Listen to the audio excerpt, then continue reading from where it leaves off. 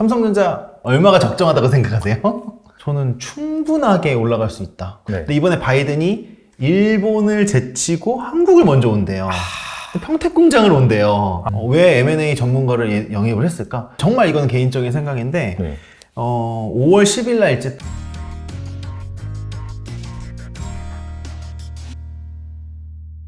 황우성 저자님 모셨습니다. 안녕하세요. 네, 안녕하세요. 네. 저는 간단하게 좀 소개 좀 부탁드립니다. 네. 지금 하나금융투자 강남금융센터에서 근무하고 있는 황우성 부장이라고 하고요. 이번에 재무제표를 찾아낸 저평가 주식 53주를 책을 쓴 저자 황우성입니다. 네. 알겠습니다. 이게 53선을 선정했다라고 말씀하셨는데, 이게 재무제표 기반으로 찾아낸라고 말씀하셨어요. 약간 그렇다면은 그 발굴한 프로세스에 대해서 좀 말씀해 주시면 좋을 것 같아요. 네. 우선은 이 책을 쓰게 된 것부터 좀 말씀을 드려야 될 것 같아요. 일단은 독자분이 원하시는, 그러니까 구독자분이나 아니면 또 이런 일반인들이 원하시는 종목을 한 300개 정도를 저희가 서칭을 했어요. 삼성전자도 들어가 있었고, 삼성바이오로직스 이런 것도 다 들어가 있었는데, 그 중에서 저희가 좀 말씀드릴 수 있는, 그리고 이게 좀 리즈너블한 합리적인 이유로 우리가 투자를 해야 된다라고 생각했던 종목을 한 100개 정도를 뽑았습니다. 그게 1차적인 거는 뭐 여러 방식이 있죠. 주식을 이제 봐야 되는 게 뭐 섹터로 봐서 그 밑에 종목을 잡을 수도 있고, 아니면 진짜 저희처럼 철저하게 바텀업으로 올라가는 것도 있는데, 재무제표 저희가 같이 쓴 이제 공동 저자님들이 다 회계사 출신, 뭐 회계법인에 계신 분들이기 때문에, 저는 이제 증권회사에 있고요. 그래서 재무제표로 우리가 성장해 나가는 회사를 잡는 게 컨셉이 더 괜찮겠다라고 해서 100개 종목을 사실은 잡아 뽑았습니다. 네네. 많이 안 오른, 근데 성장하고 있는 종목을 100개 정도를 뽑았는데, 쓰다 보니 작년 3월부터 한 11월까지 좀 썼는데, 쓰다 보니 도중에 오른 종목들이 막 나왔어요. 그게 이제 한 47개 정도 됐던 것 같아요. 그래서 그거는 빼고 53개만 나왔습니다. 예.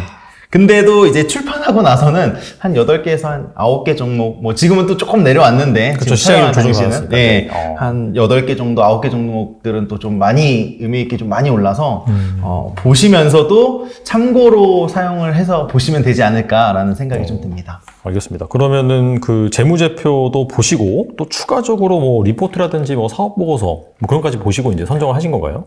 그렇죠. 예. 일단 뭐 재무제표로만 뭐 발굴했다라기보다는요.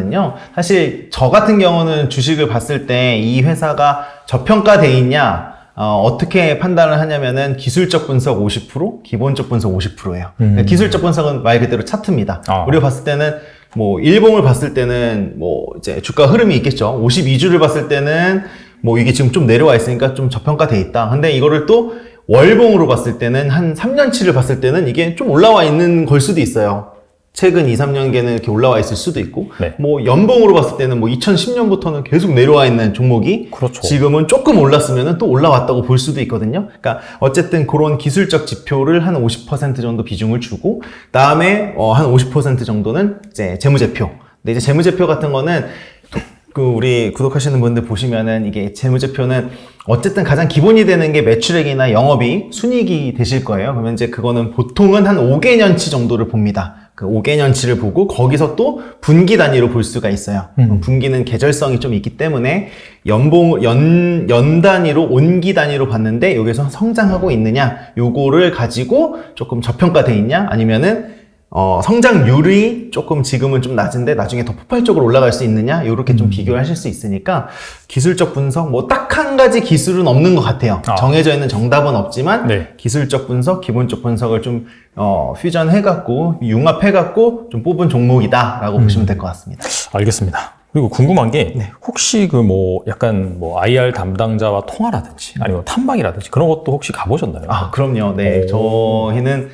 저는 이제 주식을 볼 때는 굉장히 딥하게 공부를 하는 편이고, 여기에 있는 뭐 모든 종목을 다 그렇게 했다고는 말씀드릴 수는 없을 것 같아요. 왜냐면 뭐 삼성전자나 LG전자는 사실 제가 탐방을 가거나 IR 담당자랑 통화하는 것 자체가 의미는 없다고 생각해요. 너무 큰 기업들이니까. 하지만 여기에 나와 있는 대부분의 회사들을 IR 담당자, 그다음에 5개년치 사업 보고서, 뭐 각종 애널리스트들이 썼던 자료들, 그리고 추가로 탐방을 가거나 했었던 것들은 충분히 다 진행은 했었던 거고요. 뭐 물론 지금 코비드 상황이라서 직접 탐방은 좀 힘들었는데 그 전부터 사실은 계속 백업했던 종목들도 있고, 그다음에 뭐 화상으로 연결했던 뭐 회사들도 있고요. 그래서 뭐 IR 담당자한테 통화하고 탐방하고 하는 거는 사실은 기본 중에 기본이긴 해서, 예, 그렇게 보시면 될 것 같습니다. 예. 알겠습니다. 사실 그 기본 중에 기본이라고 하셨는데 그렇게 안 하고 투자하신 분들도 사실 훨씬 많거든요. 굉장히 많죠. 네. 그리고 일반 투자자분들이 그렇게 진행하기가 좀 되게 어려워요. 맞아요. 예, 사실 IR 담당자분들이 하나하나 그 리테일 고객들을 담당하는 것 자체를 굉장히 꺼려하고, 그 일희일비 하지 않으면은 일반 투자자분들도 오케이 웰컴 콜이라고 받을 텐데, 뭐 받으면 항상 그 뭐 왜 너네 회사 주가 빠지냐 뭐 안 좋은 얘기만 하니까. 그쵸, 좋을 때는 맞아요. 전화도 안 해요. 예, 그쵸, 좋을 때 맞아요. 전화도 안 네. 하니까 그거는 일반 투자자분들이 하시긴 좀 굉장히 어려운 것 같고, 뭐 증권회사를 통해서라던가 아니면은 뭐 애널리스트 레포트를 통해서라든가 하시는 게 일단 1차적으로 그 일반 투자자분들이 하는 단계가 아닌가 생각이 좀 됩니다. 그래서 이제 선정하신 기업들의 이제 섹터 구분을 보니까 한 7가지 정도 이렇게 구분을 하셨는데, 보니까 뭐 반도체라든지 2차 전지라든지 뭐 메타버스 이런 것도 있어요. 네. 그래서 사실 약간 좀 딱 보기에는 저평가라고 보기엔 좀 애매할 수 있다라는 생각이 들긴 하거든요. 그렇다면 이 저평가의 좀 기준, 의미가 무엇일까요? 일단은 저희가 섹터를 정해놓고 종목을 발굴한 거는 아니에요. 네, 그래서 그 섹터는 사실은 좀 의미가 없는 것 같고요. 그냥 뭐 아까 말씀드렸던 100개 종목을 짜르르 또 해놨는데, 거기서 이제 어쨌든 피어 그룹이라고 하는 그런 종목들을 좀 연계를 하다 보니 섹터가 좀 나온 것 같고요. 네. 그래서 섹터는 그렇게 돼 있는 것 같고, 또 어쨌든 또 뭐 섹터로 구분은 할 수 있으니까 이게. 네. 근데 앞으로는 뭐 다른 얘기긴 한데 앞으로는 이게 되게 컨버전 될 거예요. 게임 회사라고 메타버스라고 또 딱 구분되어 있는 게 아니고, 그렇죠, 맞아요. 반도체 네네. 회사이면서도 전기차 회사로 들어가고 이런 것들이 굉장히 많아서 아마 되게 저희는 조금 일부러 조금은 그 뭐랄까 되게 신박하게 넣어놨어요. 네, 제가 뭐 다는 아닌데, 네. 이거 반도체 회사인데 전기차에 좀 들어가 있고, 뭐 게임 회사인데 약간 메타버스로 들어가 있고, 약간은 좀 그런, 그래서 야, 이 회사가 이쪽으로도 들어가? 약간 이런 식으로도 본문에도 좀 넣어놓은 것도 있으니까 그거 한번 좀 보시고요. 저평가라는 개념은 참 되게 어려운 것 같아요. 맞아요. 네. 네, 아까 말씀드렸던 것처럼 기술적 분석으로 봤을 때, 기본적 분석으로 봤을 때, 그 두 가지를 좀 융합했을 때, 야, 그러면 이게 저평가된 종목이다라고 좀 저희가 정의를 내렸는데, 사실 그 일반적인 저평가라는 거 봤을 때, 저평가라고 하는 건요, 이 회사의 가치와 가격을 비교하는 거예요. 근데 이 회사의 가치는, 가격은 나와 있어요. 삼성전자 가격 오늘 뭐 67,000원 나와 있는데, 이 회사의 가치는 6만 원이냐, 이게 7만 원이냐, 8만 원이냐, 그거는 우리가 계산할 수가 없거든요. 그렇죠. 사실 고등 배당 모형으로 볼 수도 있고, CAPM으로 계산할 수도 있고, 이제 뭐 그런 이론적인 건 있는데, 주가라는 거는 그 회사의, 그런 거는 이제 과거 데이터를 가지고 현재를 판단하는 거기 때문에. 하지만 주식은 어떤 게 미래에 어떻게 될지를 가지고 값어치가 나오는 거거든요. 맞아요. 네. 그러니까 이제 값하고 가치가 다른데, 이 가치는 훨씬 더 높은데 가격이 낮다. 요거를 기술적이나 기본적 분석을 비교해 봤을 때는 저평가됐다라고 저희는 생각을 해서 이렇게 보는 거긴 합니다. 삼성전자 얼마가 적정하다고 생각하세요? 글쎄요. 제가 밸류에이션을 뭐 최근에 딱히 해보진 않았는데, 네. 제 생각에는 지금이 이제 7만 원 밑이잖아요. 네. 확실히 싼 것 같긴 해요. 네. 제 생각에. 네. 그러니까 그 밸류에이션이라고 또 전문 용어를 말씀 주셨으니까 네. 대단하신 것 같은데, 아니. 밸류에이션을 따질 수는 없는 게, 네. 왜냐하면 삼성전자 지금 해외에 나가면은 삼성전자 해외에서 삼성전자 모르는 사람 보신 적 있으세요? 저는 한 번도 못 본 것 같아요. 제가 다 알아요. 네.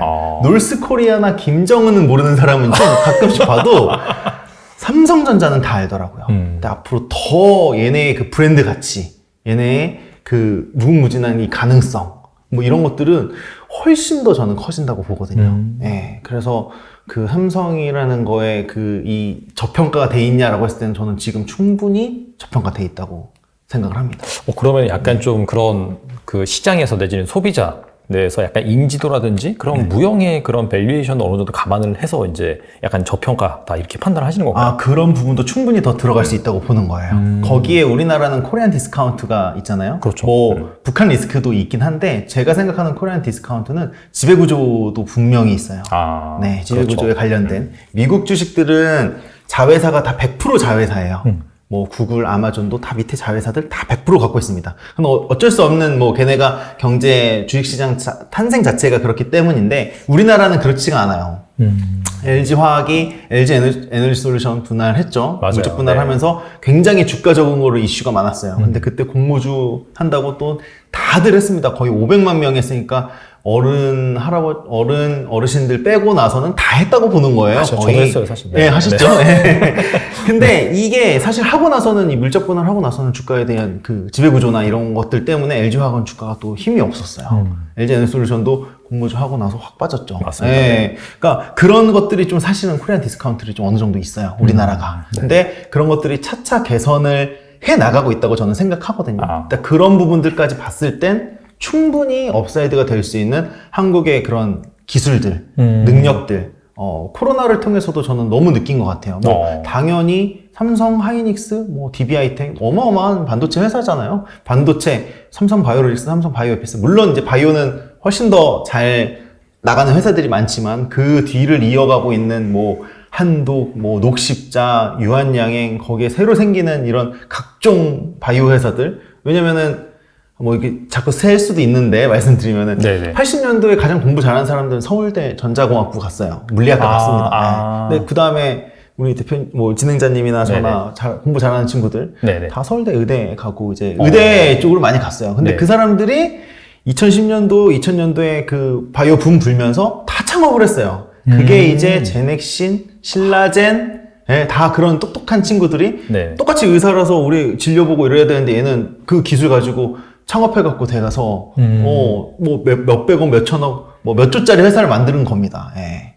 그렇게 탄생한 게 삼바로도 꼭 그렇게 탄생한 건 아니지만 그 시기에 탄생한 것들이 삼성 바이오로직스도 그렇고 뭐 각종 이제 그런 바이오 회사들이 탄생한 거거든요. 그러니까 저는 우리나라의 이런 저력들 대단하다고 보고요. 그럼 투탑이 반도체, 바이오는 투탑이에요. 그 다음에 나왔던 것들 뭐 전기차도 그렇죠. 우리나라 뭐 BTS, 방탄소년단, 한류, K-팝 어마어마하죠. 거기에 연계돼서 콘텐츠, 오징어 게임, 뭐 또 뭐 있죠? 뭐 제가 영화를 잘 안 봐서 아무튼 그런 괴물 뭐 해갖고 네, 아무튼 그런 콘텐츠 밥 잘 사주는 누나 뭐 이런 거 JTBC에서 나오는 그런 것도 어마어마하게 또 나옵니다. 시장이 어마어마하게 커질 거예요. 네. 저는 그런 그 코리아의 힘이 어마어마하다고 봐요. 그런 걸로 봤을 때, 뭐, 게임도 마찬가지죠. 지금 뭐, 창업 쿠팡, 뭐, 오늘의 집, 뭐, 마켓컬리, 이런 것들, 있는 것도 있었지만, 있는 산업도 있었지만, 없는 산업이 또 나오고 있어요. 저는 굉장히 대단하다고 봅니다. 확실히 우리나라 시장이 약간 지배구조 이슈라든지 그런 것 때문에 디스카운트가 있을지언정 길게 봤을 때는 이 뭔가 이 열정, 창업에 대한 열정이라든지 신기술, 신제품 이런 거에 대한 개발이 지속적으로 이루어지기 때문에 이 혁신성 때문에 장기적으로 좋을 것이다. 이제 그렇게 이제 보시는 시장은 거고. 좋아진다고 봅니다. 주식 시장은 왔다 갔다 하겠지만 분명 더 커질 수 있는 섹터, 회사들, 신산업 뭐 이런 건 충분하다고 봐요. 한국은. 알겠습니다. 그리고 대표적으로 이제 반도체랑 바이오 이 두 가지가 탑이라고 하셨잖아요. 투탑이라고 하셨잖아요.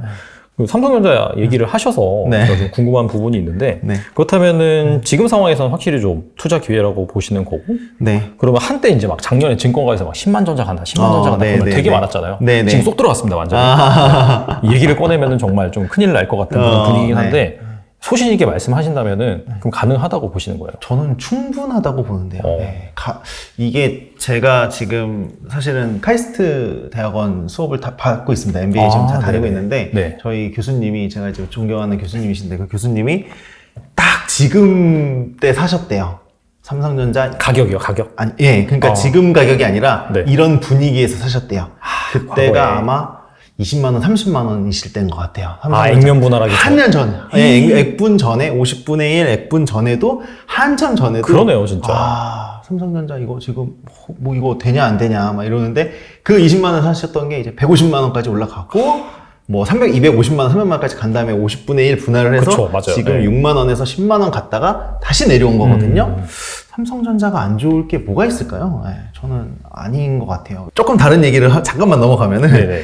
그 주식은 저는 이렇게 봅니다. 그 강아지를 데리고 산책을 하는 거와 똑같아요. 내가 방향만 맞으면은 이 강아지가 이렇게 갔다가 저렇게 갔다가 왔다 갔다 하잖아요.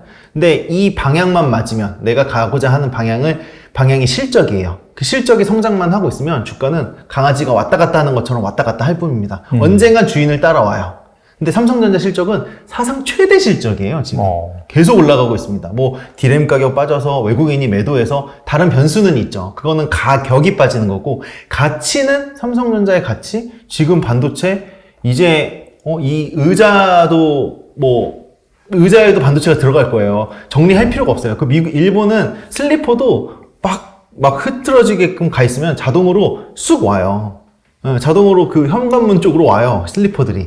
네, 뭐 냉장고에 옛날에 우리가 엄마가 음식 넣어놨어 이런 거 없었잖아요. 네네. 냉장고에 이제 유통기한 얼마 남았다, 계란 몇 개, 이제 한 개, 두 개 남았어, 자동 주문, 다 반도체가 들어가요. 그게 다 반도체. 뭐 책상, 뭐 칠판도 그렇죠. 이제 칠판 이제 쓰면 자동으로 이미지 업로드 되죠. 네. 거기에 요새는 이것도 나왔어요. 말하면은 그림 그려지는 거. 황우성이랑 나무 그림 그려줘. 이러면 자동으로 AI가 그립니다. 그림이 나와요. 네. 그럼 거기에 뭐가 들어가겠습니까? 반도체가 들어가요. 그렇죠. 거기에 삼성전자예요. 그러니까 삼성전자는 그것뿐만이 아니죠. 뭐 이제 뭐 가전도 있고, 통신도 있고, 뭐 파운더리 아까 말씀드렸던 반도체도 있고, 뭐 다 있죠. 뭐 휴대폰도 있고. 네. 네. 근데 이제 얘네가 또 신사업도 있고, 거기에 삼성전자 밑에는 또 삼성바이오로직스라는 또, 그 집에도 다 있잖아요. 삼성 전기도 있고, 네네. 다 지배구조로 그렇게 돼 있기 때문에 그 자회사 가치만으로 해도, 아니면은 삼성전자만이라도 해도 저는 충분하게 올라갈 수 있다. 그거는 실적으로 증명하지 않냐. 삼성전자 이렇게 생각해 보시죠. 또 다른 측면에서 저는 삼성전자가 많이 올랐으면 좋겠어요. 왜요? 제가 갖고 있으니까. 근데 삼성전자 제일 많이 갖고 계신 분이 누구시죠? 아무래도 그 JY가 네, 그쵸. JY가 갖고 있는 분이죠. 네, 부회장님. 네네. 오늘 삼성전자 주가 올라야 되는데 빠졌네. 좀 그 신경 쓰실까요? 아니요. 전혀 신경 안 쓰실 것 같은데요. 주가를 올릴 필요가 없어요. 이 산업을, 삼성이라는 산업을 어떻게 키워야 될까? 우리 회사가 10년 있다가 20년 있다가 도태되면 어떡하지? 뭐를 더 키워야 될까? 이거를 고민하지 삼성전자 주가를 고민하지 않습니다. 고민하는 사람은 우리 같은 개미 투자자들 뿐이에요.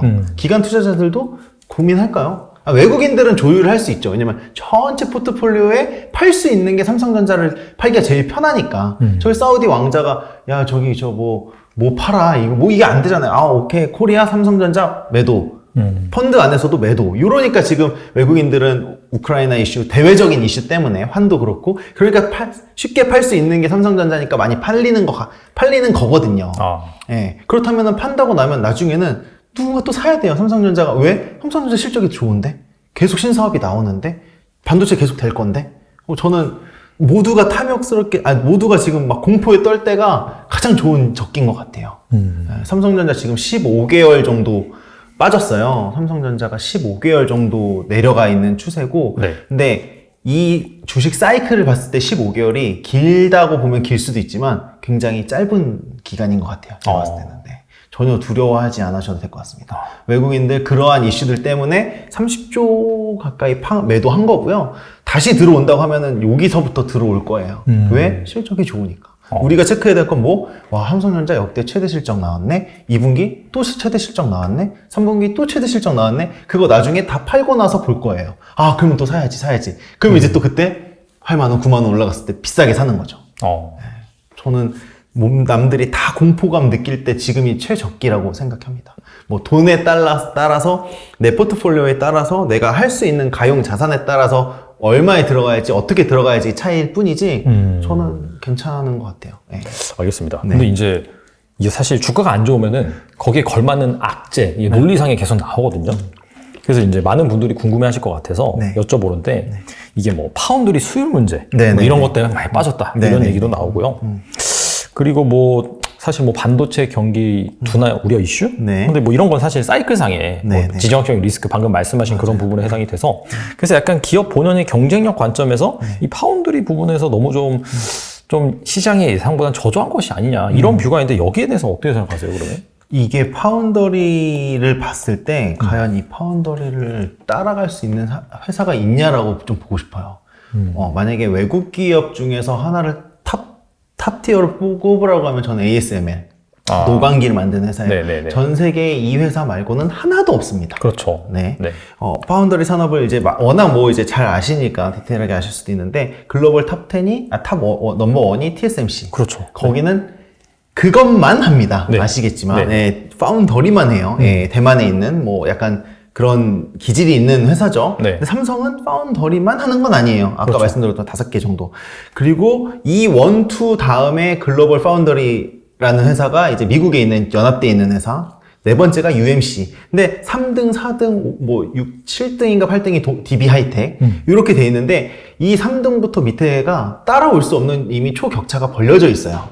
네, 그래서 저는 1등, 2등이 과연 어느 정도까지 이 캐파를 만들어 놓고 지금 평택 공장 어마어마하게 클 텐데 예, 그걸 만들어 놓고 어떻게 운영을 해 나갈지를 봐야지 이게 지금 뭐 수율이 안 맞아서 뭐가 안 돼서 물론 엄청난 산업의 대변환이 온다고 하면은 그건 어쩔 수가 없을 것 같아요. 그러면은 그거는 CPU였던 인텔이 GPU를 했던 엔비디아가 훨씬 더 올라간 것처럼 그거는 그렇게 바뀔 수는 있지만 네. 과연 이 파운더리 쪽에서 돼 있는 게 그 기술을 가지고 다른 물질을 가지고 갈 수 있는 거에 얘네가 투자를 안 해놨을까? 거기는 아닌 것 같아요. 제가 봤을 때는. 그래서 충분히 저는 그 수율을 문제 삼고 뭐 걱정되고 뭐 이제 이거는 그냥 진짜 전문가 뭐 반도체 M&A 하는 전문가들이나 이번에 삼성전자가 M&A 하는 반도체 M&A 전문가 영입 한 분 했죠. 네. 사장님으로. 네. 예. 그러니까 그런 거 뉴스 큰 거 정도만 보고 내가 따라가야지 이거를 아무리 내가 디테일하게 기술적으로도 뭐든 봐도 의미도 없고 그거 본다고 맞춘다고 주가에 영향을 미칠까라고 했을 때는 저는 아니라고 봐요. 예. 그래서 그 파운더리 그냥 무조건 다 잘 된다라고 볼 수 있고 그럴 수밖에 없는 환경이다라고 저는 좀 생각이 되고요. 예. 그렇게 보셔야 되지 않을까. 예. 이제 만약에 오히려 저는 이런 생각을 해요. 제 기준에서는 뭐 저는 너무 똑똑한 사람은 아니니까. 야, 트럼프가 그때 헬기 타고 왔을 때 평택 공장을 보면서 야, 이렇게 커? 라고 해서 보고 갔대요. 네. 근데 평택 공장은 못 봤어요. 트럼프는. 네. 근데 이번에 바이든이 일본을 제치고 한국을 먼저 온대요. 평택 공장을 온대요. 왜 올까요? 근데 거기에 이제 JY가 안 갈까요? 그럼 JY 갈 때 윤 당선인은 안 갈까요? 근데 간다고 하면은 그게 과연 역사적으로 바이든이 그 회의하면서 그 웨이퍼를 들고 있어서 맞아요. 이거다. 작년에. 네, 나왔잖아요. 네. 그거를 저는 그 생각이 나더라고요. 이 바이든은 이게 중요하구나. 반도체가. 근데 경제 동맹 왜냐면 파운더리 바로 못 만들잖아요, 지금. 못 만들잖아요. 못 만드니까 지금 DB하이텍 주가도 엄청 올랐던 거고, 네. 8인치 웨이퍼를 만드는 데가 없으니까. 근데 바이든이 일본을 제끼고 한국에 먼저 와서 평택을 먼저 간다? 저는 뭐, 제가 봤을 때는 내가 군수권자고 통수권자면은 저기 38 경계선 가고, 어디 휴양할 것 같으면 저기 뭐, 에이펙 했던데 그런 뭐 제주도 가고 이럴 것 같은데, 평택을 가는 게, 평택에 뭐가, 평택 안 가시지 않아요? 그냥 뭐 차 타고 가다가 지나가는 거지. 보고 지나갔죠. 우리 그거 없잖아요. 네. 예. 하이닉스 이번에도 똑같이 자기네들 공장 만든다고 또 하고. 예. 왜 그럴까요? 저는 그거 하나만 봐도 바이든이 관심 갖는 건데 우리는 왜 그걸 안 보고 다른 걸 보고 있을까? 라는 생각이 듭니다. 바이든 대통령이 어떻게 본다면 그 삼성전자의 가치, 영향력을 증명해 주는 거다. 그렇게 볼 수가 있겠네요. 당연히 보죠. 예. 삼성이 그냥 속된 말로 한국에 없고 미국에 있으면은 주가가 얼마가 될까요? 예. 그런 이 족쇄나 이런 것들이 없으면. 그러니까 코리안 디스카운트가 그런 것들이 좀 많이 있는 거죠. 예. 지배구조도 있고, 누가 봤을 때는 여기 JY도 있고, KH도 있고, 이서현도 있고, 복잡하죠. 얘네들이 봤을 때. 근데 미국은 아까 말씀드렸다시피 딱 자회사 다 100%. 그쵸, 이해충도 없이 네네. 얘네 뭐 했어? 어느 회사 인수했어? 삼성이 지금 현금이 얼마나 많겠습니까? 100조가 어마어마해요. 네, 어마어마합니다. 들고 있는 게 부채가 없어요. 근데 뭐 부채가 없는 게 좋은 건 아닌데 얘네가 실타는 있는데 지금 뭐 어쨌든 JY가 지금 경영 활동을 못 하니까 지금 이번에도 뭐 석방이 아니라 사면해야 된다고 계속 뭐 퍼센테이지 많이 나오잖아요. 그런 것도 우리가 조금은 편안하게 파운더리 수율 걱정해봐야 반도체 전문가들도 몰라요. 근데 이제 그런 거 봤을 땐 되겠구나. 근데 이서현은 테슬라 SDS를 좀 파네? 뭐 때문에 팔까? 이건희 상속세 뭐 5년, 6년 납을 해서 연부 연납해야 되는데 돈이 부족해서 대출을 받았다는데 그럼 얘네 얼마까지 해서 해야 될까? 과연 그거 끝나면 뭐 할까? 왜 M&A 전문가를 영입을 했을까? 저는 그런 기사나 그런 것, 바이든이 왜 평택으로 올까? 약간 그게 더 주식 투자하는 데는 훨씬 더 도움되지 않을까? 물론 이제 삼성이나 LG 같은 큰 회사는 그거 하나로 주가가 움직이진 않지만 내가 이제 관심 있는 거, 좋아하는 종목, 좋아하는 섹터, 그럼 분명 그런 것들이 나오거든요. 예. 그런 것들을 좀 보시는 게 훨씬 더 도움이 되실 것 같아요. 예. 잘하면은 약간 좀 지금 많이 빠졌으니까 네. 또 그리고 실적도 좋은 그런 상황에서 네. 약간 그런 이벤트가 약간 좀 좋은 트리거가 될 수도 있겠어요. 예. 개인적인 거는 정말 이거는 개인적인 생각인데 네. 5월 10일 날 어쨌든 윤석열 이제 당선인이 이제 대통령이 되실 거잖아요. 그렇죠. 네. 그리고 바이든도 오고 하면은 JY가 무슨 선물을 좀 줘야 되지 않을까 생각을 해요. 그럼 내가 투자 어디 하겠다. 그래서 M&A 하겠다. 왜냐면 여기도 둘이 만나는데, 네. 미국에도 투자하겠다. 우리 이번에 자동차 이거 좀 하겠다. 현대차 같은 경우는 정의선 회장님 잘하시잖아요. 예, 우리 UAE 다 이거 하겠다. 맞아요. 하늘 나는 수소차, 우리 넘버원 하겠다. 이거 나오잖아요. 예. 모든 회사들이 다 그렇게 하지 않을까 싶습니다. 예. 근데 어느 쪽에 어떻게 포커싱을 맞출지를 생각을 해봐야 되겠죠. 그런 빅 선물 하나 나오면 트리거가 되고 호재가 될 수가 있죠. 예. 알겠습니다. 네. 좀 지금 확실히 좀 가격 메리트가 있는 상황이기 때문에 네. 확실히 좀 그런 이벤트가 나온다라고 한다면 약간 악재도 사실 호재로 둔갑시키는 게 저평가 매력이긴 하거든요. 네. 그래서 그런 차원에서 한번 보시면 좋을 것 같고요. 왜 좋아지냐? 자율주행차는 전 무조건 온다고 보거든요. 그러면은 그게 4배가 뛰는 거예요. 매년 10배 이상 나오는 종목들은 항상 있으니까요.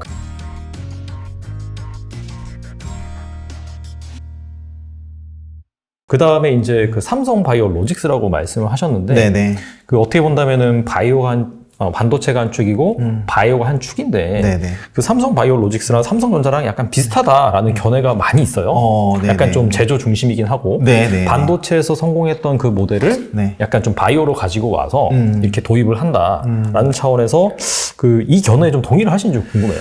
저는 완전 다른 것 같아요. 아, 그래요? 네. 또 저는 삼성전자랑 삼성 바이오로직스를 비슷하게 본다는 거는 정말 다른 관점인 것 같고요. 주가 차원에서 이제 워낙 말씀드릴 게 많은데 삼성은 좀 조심스러운 것도 너무 많고 너무 맞추기도 어렵고 근데 주가 차원에서 봤을 땐 삼성의 DNA를 갖다 심은 건 맞아요. 심어서 잘 키운 것도 맞고 이렇게 저렇게 해갖고 만든 것도 잘 맞는데 일단 삼성 바이오로직스의 100% 자회사인 삼성 바이오 에피스가 상장을 할 거예요. 언젠가 상장을 하겠죠. 예. 네. 근데 그 상장을 과연 이 덩어리 큰 게 코스피에 상장하냐, 나스닥에 상장하냐 이 차이일 것 같거든요. 이건 정말 개인적인데 미국에 상장하면은 그 가치가 어마어마하겠죠. 저는 그런 컨셉으로 삼바로를 바라본다면은 바라보는 거지. 네. 수율을 맞춰서 뭐를 해서 공장이 4번째 공장이 됐고, 근데 제가 개인적으로 공부한 바로는 삼성 바이오로직스는 우리나라 회사가 아니에요. 외국계 회사입니다. 각종 CEO부터 각종 모든 회의 이런 거 진행하는 거 다 외국계로 갑니다. 왜? 바이오는 우리나라가 아직 그 선진국이 아닙니다. 네. 반도체는 선진국이죠. 우리나라 선진국이 됐어요. 바이오는 아직은 아닌 것 같아요. 근데 올라갈 그런 포텐은 큰 거죠. 왜냐면 그 삼성의 DNA도 있고 그 기술도 있었고 근데 그대로만 했었으면은 이미 삼성 바이오로직스 만든 지 얼만데 1등 했었어야죠, 글로벌. 그거는 아직 아닌 것 같고요. 그런 주가 차원에서는 그런 이벤트나 이런 걸로 좀 봐서 해야 되지 않냐라는 게 있고 아직까지 그 삼성의 지배구조에 대한 그런 좀 논란거리가 좀 상당히 많이 있기 때문에 그런 부분으로 못 가고 있는 회사들이 굉장히 많아요. 삼성생명도 그렇고, 삼성 SDS도 그렇고, 네, 그런 부분들이랑 같이 포함이 돼 있는 것 같아요. 삼바로도. 네, 대표적인 CMO 바이오 회사일 수도 있지만 굳이 그게 너무 좋다고 해서 가는 것보다는 저는 이제 제가 말씀드리고 싶은 거는 한국의 양대 축, 그러니까 삼성이 아니라 양대 축이 IT, 그러니까 IT는 이제 반도체일 거고, 바이오. 네. 바이오 그 양대 축으로만 그냥 이렇게 보셔야 되지 않을까 생각이 좀 됩니다. 네. 알겠습니다. 저희가 사실 그 저평가의 기준이 무엇이냐 네. 얘기를 하다가 여기까지 왔는데 너무 네.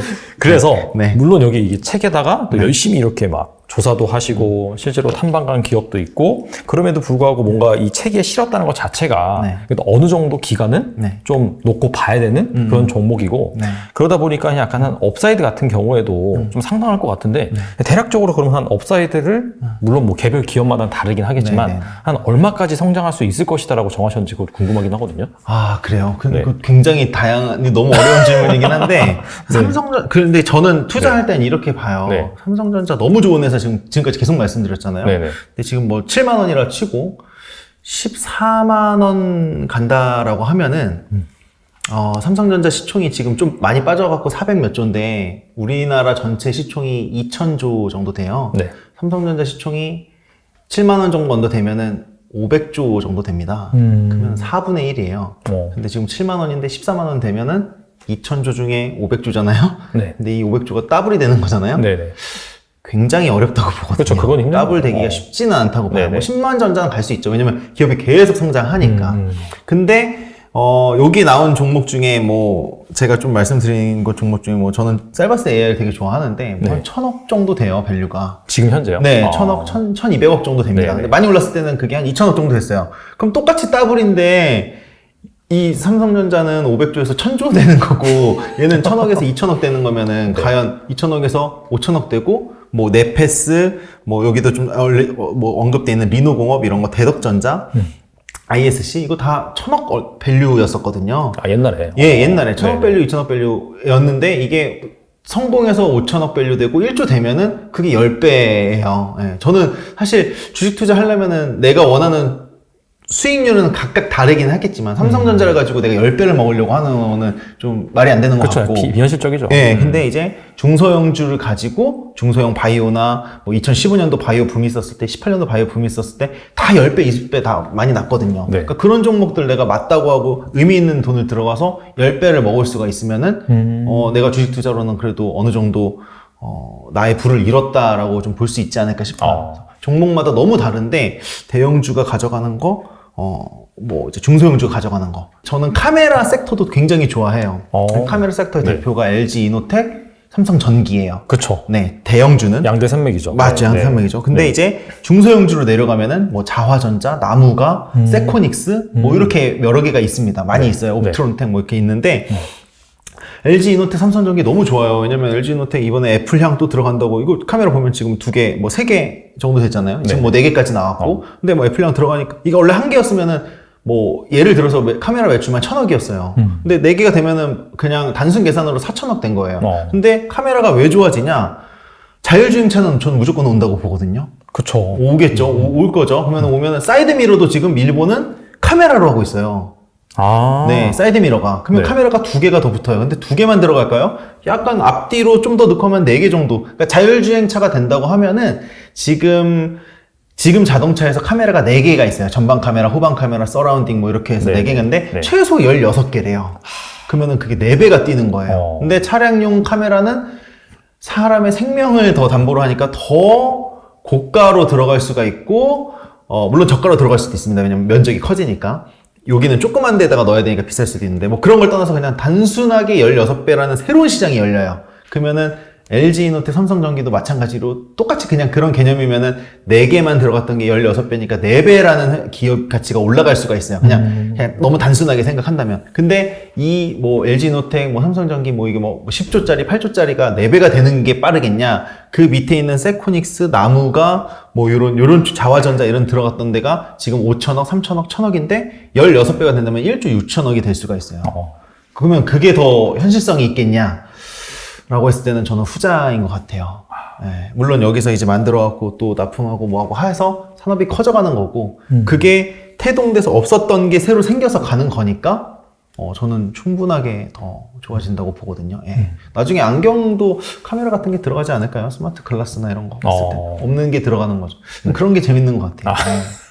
예. 알겠습니다. 결과적으로는 여기 나와 있는 그런 기업이 사실 기업마다 이제 포텐셜이 조금씩 다르긴 하겠지만은 방금 말씀하신 그런 논리를 적용해 본다라고 한다면 시가총액이 한 몇천억대 좀 작은 주식 같은 경우에는 조 단위로 성장할 수 있는 충분히 가능했고 그렇죠. 한 10배 이상 오를 종목도 나올 수 있다. 그렇게 보시는 거잖아요. 네. 매년 10배 이상 나오는 종목들은 항상 있으니까요. 그거를 내가 어떻게 찾아서 워치아웃 해갖고 의미 있는 돈을 투자를 해서 버느냐가 제일 중요한 게임인 것 같아요. 물론 이제 이걸 말하기 전에는 사실 왜 주식 투자를 하느냐라는 얘기를 좀 드리고 싶은데, 내가 이제 행복하게 살려고 돈을 벌려고 하는 건데, 그러면 그게 인생 라이프 사이클에 맞춰서 투자를 해야 되니까 돈이 필요하니까 그거에 맞춰서 하는 게 제일 맞는 거거든요. 뭐 70대 어르신이 오셔갖고 나 이제 돈 너무 많이 벌려고 이제부터 완전 저거 살게. 막 이거는 아니, 삼성전자에서 배당 받으시고 이게 훨씬 더 맞으실 텐데. 네네네. 근데 이제 20대 친구가 와서 삼성전자로 나 지금 떼부자 되고 싶어요. 근데 얼마 있는데 매달 50만 원씩 납입하겠습니다. 나 떼부자는 좀 쉽지 않을 것 같은데 너가 결혼도 해야 되고 애도 낳고 집도 하려면 조금 더 높은 수익률을 가져갈 수 있는 것들을 해야 되지 않겠니? 라고 이제 말씀드리고 싶은 거죠. 네.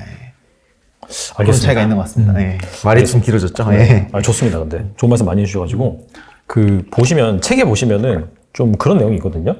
같은 반도체 기업이긴 하지만 결과적으로 이제 삼성전자가 잘 성장한다면은 분명히 이제 그 관련 뭐 소부장이라든지 맞습니다. 관련 밸류 체인에 있는 그런 기업들은 네. 부각이 될 거란 말이죠. 네네. 그래서 이 반도체 관련 그런 기업들 명단을 쫙 적어주셨는데 네. 자, 그 중에서 제가 좀 이렇게 눈에 확 들어온 문구가 있더라고요. 아직 여기밖에 못 간 건가요? 저희? 근데 제가 이제 스킵을 할 거예요. 스킵을 할 거예요. 네네네. 이 중에서 네. 가격 조정이 오면 주저없이 살 기업이 있다. 라고 해서 이 리노공업을 꼽아주셨는데 네. 여기에 대해서 좀 말씀해 주시면 좋을 것 같습니다. 네.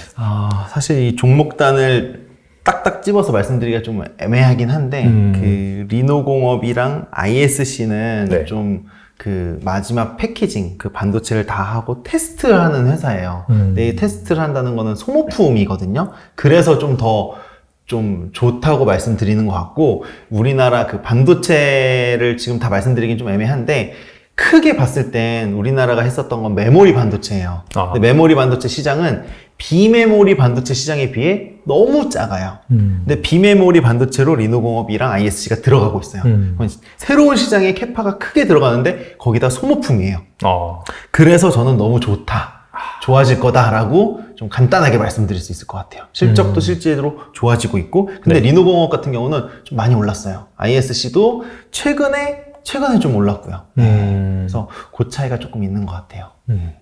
그러니까 리노공업은 사실 저도 이제 개인적으로 옛날부터 많이 봤던 네. 종목인데 맞아요. 여기 영업이익률이 뭐 거의 한 40% 가까이 맞죠? 나오잖아요. 네. 어마어마하죠. 혹시 여기 탐방 가보셨나요? 탐방 갔죠. 예. 보니까 막 진짜 그 기술자들이 막 이렇게 막 손으로 막 이렇게 다 한다는데 거기 그 연구까지는 못 봤고요. 네. 정말로 이 회사가 올바른 방향으로 계속 잘 하고 있냐 했는데 계속 그 다양한 쪽에 잘 레퍼런스를 받으면서 이게 OP 마진이 계속 빠져야 되는데 네. 빠지지 않게끔 유지를 잘 하더라고요. 어떻게 그 제조업이 그렇게 영업이익률을 높게 낼 수 있는지 참 궁금하긴 삼성전자 한데. 영업이익률 네. 반도체 부분 보시면 몇 프로인지 아세요? 훨씬 더 높아요. 네. 그 디램 쪽, 그 네. 메모리 쪽, 그렇죠? 네, 메모리 쪽은 훨씬 더 높죠. 네. 거기는 근데 대신에 약간 좀 업황에 따라서 업앤다운이 있긴 한데. 그거는 이제 Q를 많이 가져가냐, P를 많이 가져가냐, 이제 조율을 할 수 있는 그런 왕자의 위치 있으니까. 근데 리노공업도 충분한 그 경쟁 기술은 갖고 있는 것 같고, 근데 시장 자체가 너무 커지니까 네. 오히려 물량이 딸려갖고. 근데 이제 이거는 코비드 전에 제가 갔을 때는. 네. 네, 코비드 이후에는 재고나 이런 것들에 따라서 회사마다 물론 이제 리노공업 ISC는 너무 좋으니까 사실은 좀 많이 올라서 제가 개인적으로는 일단 좀 차치를 해놓은 종목이라서 리노공업은 특히. 네네. 그래서 저는 ISC를 좀 부각을 했던 거고. 예. 근데 리노공업 말씀하셨던 것처럼 영업이익률 굉장히 좋고 그럴 수밖에 없는 시장의 캐파가 굉장히 커져가는 거예요. 근데 CEO도 그렇고 그 밑에 있는 그 영업단도 그렇고 그 기술 개발은 당연한 거고 R&D 투자 금액이 늘어나는 건 당연한 거고 거기서 판로를 늘리는 것 자체가 굉장히 인상 깊었던 것 같아요. 네, 판로를 해외 쪽으로도 많이 늘리니까 그게 이제 굉장히 컸던 것 같습니다. 알겠습니다. 그러면은 뭐 지금 상황에서 약간 좀 덜 올랐거나 아니면 최근에 그런 시장 상황 때문에 좀 많이 빠져가지고 좀 볼만한 그런 반도체 기업 뭐가 있을까요? 저는 반도체 기업으로 따로 딱 말씀드리긴 좀 애매한데 DDR5 쪽 섹터가 되게 굉장히 좋은 것 같아요. 네, 새로운 D램이 나오고 있는 추세인데 그거에 맞춰서 갈 수 있는 게 최근에는 조금 올랐는데 그 뭐 대덕전자, 뭐 ISC도 괜찮은 것 같고 그다음에 카메라 쪽, 기판 뭐 이런 쪽이 하는 게 며칠 사이에는 뭐 올랐다 내렸다 좀 많이 하는데 BH 뭐 대표적인 게 이제 BH, 뭐 심텍 뭐 이런 것들은 되게 좋아지고 있는 것 같아요. 네, DDR5 쪽, 카메라 쪽 아까 말씀드렸던 카메라 쪽, 그다음에 뭐 기판, PCB 업체. PC 업체들은 계속 성장하는 회사들이 또 나오거든요. 그러니까 그런 피어 그룹들을 계속 좀 비교를 해야 돼요. 근데 지금은 사실은 전반적인 sek터, 그러니까 오늘 날짜로는 전반적인 5월 초인데, 전반적인 그 섹터 분위기가 조금은 좋지는 않은 상황이라서 아마 5월 10일이 이제 아까 말씀드렸던 그런, 그 다음에 5월 중순이나 5월 말쯤이 페드에서 또 기준금리 이런 매크로적인 게 좀 나온다고 하면은, 그 다음에 1분기 실적들은 다 나왔는데, 거의 다 나왔는데 이제 다 좋아요. 네, 그러면 이제 올라갈 일밖에 별로 없는 것 같아요. 2분기도 실적 좋을 거거든요. 1분기가 보통은 IT 쪽이 다 비수기예요. 연말에가 좀 성수기고. 그럼 1분기 비수기, 2, 3, 4분기부터 올라가는 추세가 나오는 회사들이 나온다고 하면은 그쪽으로 좀 더 투자를 보시는 게 좋으실 것 같아요. 네. 그냥 저는 현실적으로 더 성장할 수 있는 회사 하나 꼽으라고 하면은 저는 많이 안 올랐는데 로봇이 우리 가정에 빨리 들어오는 것보다는 그 스마트 팩토리는 우리가 좀 먼저 들어갈 수 있는 것 같아요. 거기서 선두주자가 제 생각엔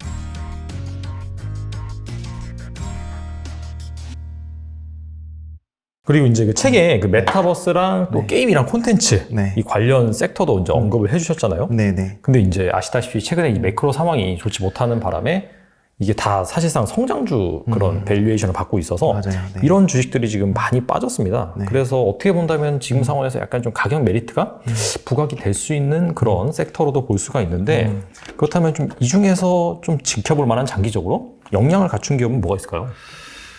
책에 나와 있는, 그러니까 말씀하셨던 대로 섹터로 봤을 때 메타버스, 뭐 게임, 뭐 콘텐츠 다 좀 조정을 많이 받았죠. 조정을 많이 받았는데, 콘텐츠 같은 회사는 제가 봤을 때는 언제 또 어떻게 오징어 게임 같은 게 또 나올지 몰라서, 그리고 뭐 코로나로 인해서 사실 넷플릭스 많이 봤잖아요. 우리 집에서만 있는 시간이 많으니까. 그래서 좀 영향을 좀 받아서 안 좋을 수도 있다고 보는데 저는 그 앞으로 우리가 더 늘어났으면 늘어났지 이런 여가 활동이나 내가 볼 수 있는 영화, 드라마 이런 것들이 늘어났으면 늘어났지 줄 거라고 생각되진 않아요. 네, 연계해서 뭐 BTS가 공연하고 새로운 또 우리는 옛날에는 H.O.T. 잭스키스 세대였지만 지금 계속 나오잖아요. 계속 나오죠. 끊임없이 나가고 있어요. 그 상황이 근데 옛날엔 러시아 애들이 헝가리 애들이 영국 애들이 보러 안 왔거든요. 지금은 엄청 보고 있잖아요. 우리 때만 해도 자꾸 우리 때만 해서 죄송합니다. 싸이나 이런 쪽이 또 좀 있었고 뭐 이랬는데 지금은 그렇지 않아요. 너무 막 블랙핑크 막 동남아 가면 계속 들립니다. 새로운 애들이 계속 나와요. 사우디 사우디 여왕인가 왕족인가 자기네 그 SM한테도 SM인가요? YG인가요? 그 걸그룹 만들어 달라고 글로벌 걸그룹 만들어 달라고. 그거 만들면 어떻게 되겠어요? 하이브가 이제는 공연하는 게 그 BTS 공연 수입만으로 가지가 않아요.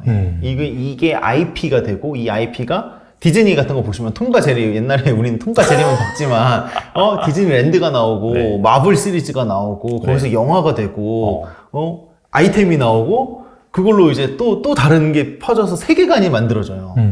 그건 되게 무서운 것 같아요, 저는. 그렇게 만들어지고 있어요. 근데 한류, K-팝, K-드라마, 뭐 K-푸드, 뭐 이제 뭐 이렇게 K-컬처까지 가잖아요.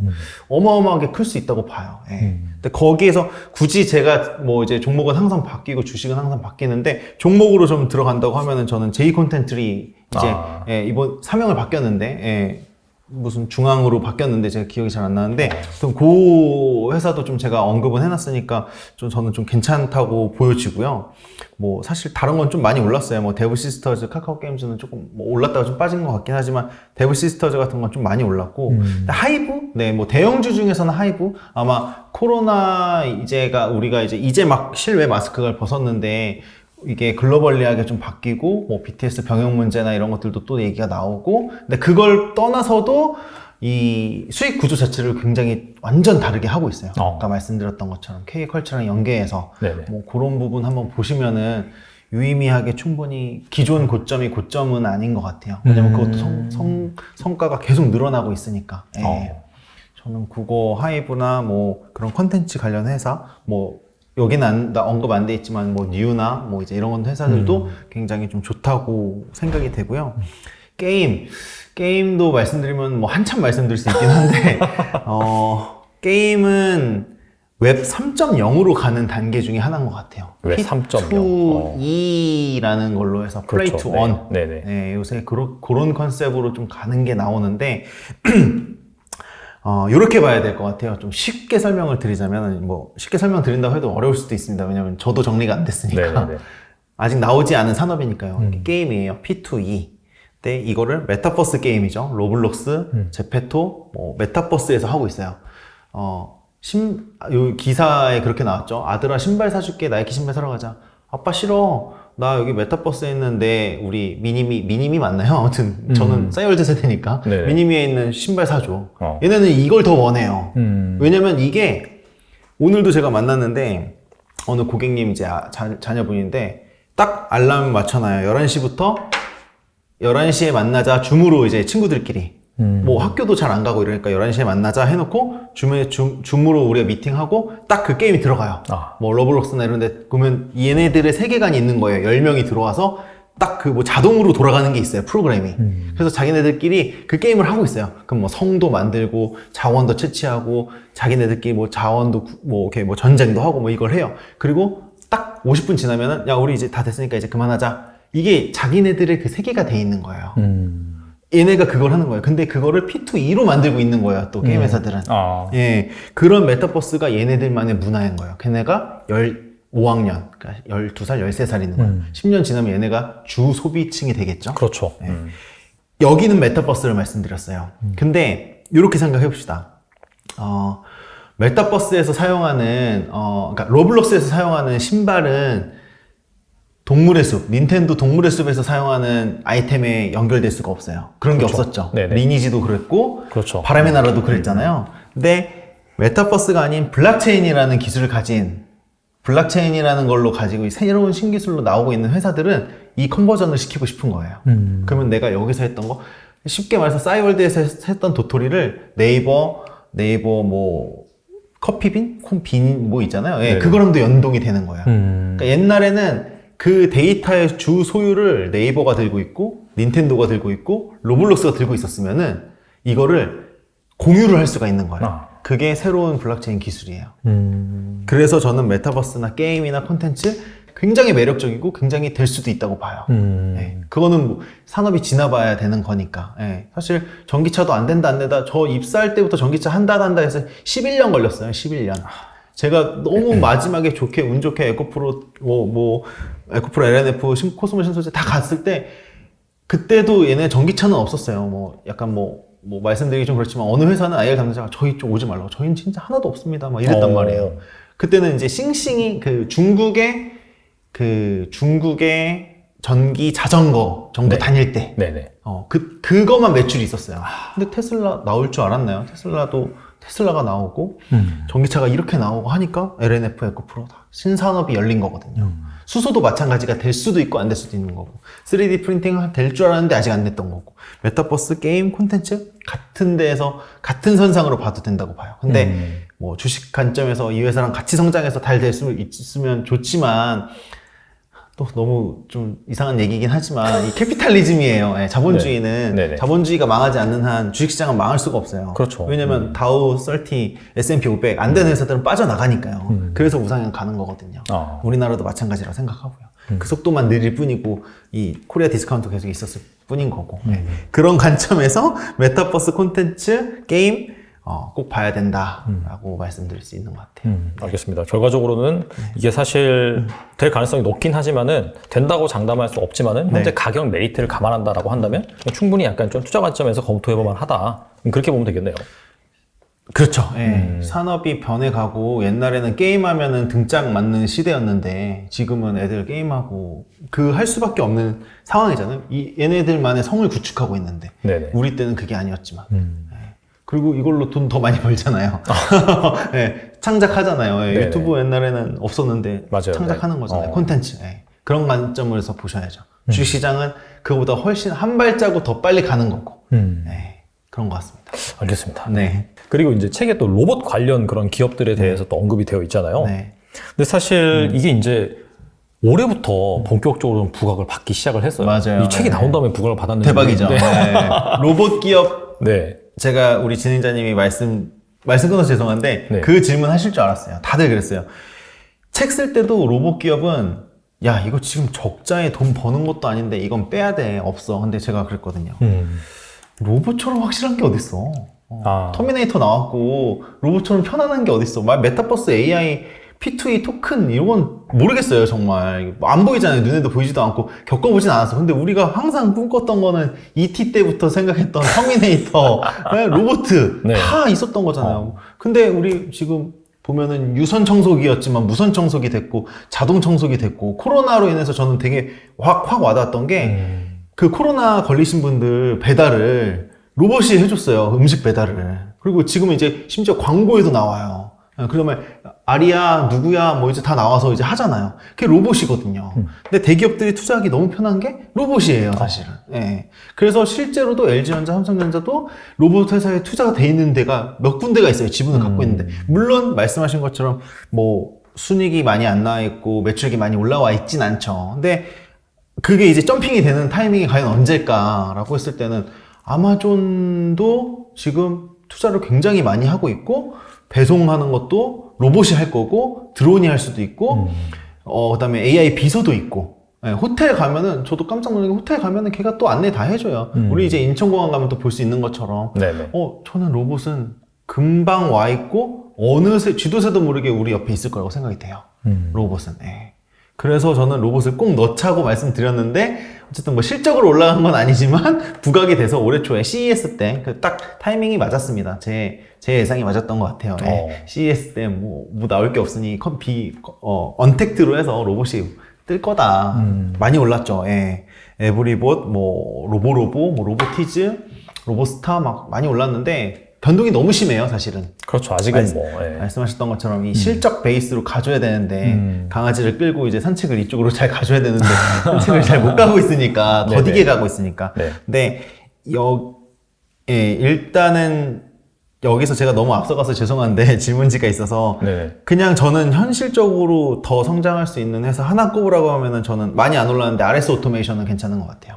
네, RS 오토메이션은 우리가 생각하는 그런 뭐 터미네이터 이런 로봇이 아니고요. 로봇 뭐 이거 하는 게 아니고, 그냥 뭐 조임새나 스마트 팩토리에 들어갈 수 있는 그런 자동화 기기 할 수 있는 로봇이거든요. 저는 로봇이 우리 가정에 빨리 들어오는 것보다는, 그건 아직 일본도 힘들어 하는 것 같고, 네. 우리나라에서 뛰어잡기가 어려운 산업 중에 하나인데, 스마트 팩토리는 우리가 좀 먼저 들어갈 수 있는 것 같아요. 거기서 선두주자가 제 생각엔 RS 오토메이션인 것 같아요. 네. 그런 스마트 팩토리에 들어갈 수 있는 뭐 약간 이음새라던가 뭐 물류 자동화 할 수 있는 걸 하는 회사인데, 주목해 보셔도 좋지 않을까. 꾸준하게 성장해 갈 수 있지 않을까. 그게 뭐 1년 있다가 10배나 2년 있다가 10배나는 모르겠지만, 저평가돼 있고 꾸준히 성장할 수 있는 섹터, 그다음에 기업인 것 같습니다. 네. 그게 이제 로봇이 분야가 이제 뭐 서비스, 의료, 그 다음에 이제 방금 말씀하신 그런 산업, 이렇게 세 가지로 구분이 되는데, 사실은 뭐 서비스나 의료 같은 경우가 더 뭐 시장은 크다라고 하는데, 이 부분은 아직 상용화되는 부분이 있어서 아직 좀 시간이 걸릴 것 같고, 확실히 산업용 로봇, 이쪽이 지금 투자가 많이 나온다고 하는데, 이게 또 이런 배경이 있더라고요. 이게 이제 사실 코로나, 로 인해서 막 사람들이 일터에 안 나가고, 그러다 보니까 지금 뭐 약간 좀 사람들이 모자라서 뭐 못 뽑는다라고 하면서 지금 인건비가 막 오르는 그런 상황이잖아요. 그러다 보니까 이게 약간 아이러니하게도 이 로봇 쪽으로 지금 현재 투자가 집중되고 있다, 그런 말도 하더라고요. 네. 되게 흥미있는 방법이고 접근인 것 같아요. 지금 뭐 아까 매크로도 잠깐 말씀 주셨는데, 저는 미국 경기 상황 굉장히 좋다고 보고 있거든요, 지금. 뭐, 인플레이션에 뭐 좀 이렇게 한다고 하는데, 코로나로 인해서, 재택근무를 너무 선호를 해요. 그렇죠. 사람이 없어서, 그리고 내가 이걸 해보니 너무 좋은 거야. 우리나라랑 조금 다르죠. 우리나라의 그 정서랑은 좀 다르죠. 맞아요. 거기는 알바만 하면 되고, 근데 이제 사람이 없으니까, 뽑을 사람이 없으니까, 몸값은 더 올라가, 팁도 더 많아져. 그리고 내가 프로그래밍 하나 할 수 있으면은 동부에서 일하든 서부에서 일하든 전혀 상관이 없어요. 그래서 고용 시장이 너무 좋아요. 저는 그래서 남들은 안 좋다 얘기만 해요 지금. 근데 저는 고용 시장 너무 좋대요. 그냥 플로리다나 이런 데 가서 놀고 하루 이틀 이거 알바하고 해도 다 살 수 있는 거야. 코로나로 인해서 내 삶의 패턴이 바뀐 거야. 너무 그냥 넷플릭스 하나만 하면은 너무 행복해. 보다가 일 좀만 하면 돼.